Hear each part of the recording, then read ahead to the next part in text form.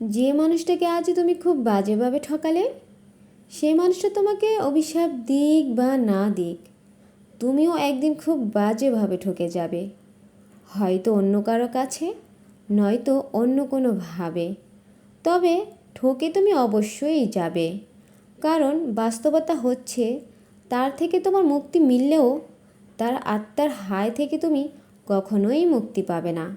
কাউকে বিনা কারণে অন্যায়ভাবে আঘাত করলে, কারো সাথে বেইমানি করলে কিংবা প্রতারণা করলে সাময়িকভাবে তুমি নিঃসন্দেহে ভালো থাকতে পারবে, তবে বেশি দিন ভালো থাকতে পারবে না।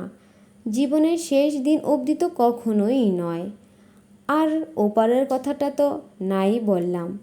বিশ্বাস ভাঙার প্রতিযোগিতায় তুমি খুব দক্ষতার সঙ্গে কারো বিশ্বাস ভেঙেছ। তোমার দেওয়া দুঃখ, কষ্ট, প্রার্থনাতেও বসে কেউ চোখের পানি ফেলেছে। ইচ্ছাকৃতভাবে তুমি কারো ক্ষতি সাধন করলে তোমার ক্ষতিও একদিন না একদিন ঠিকই হবে।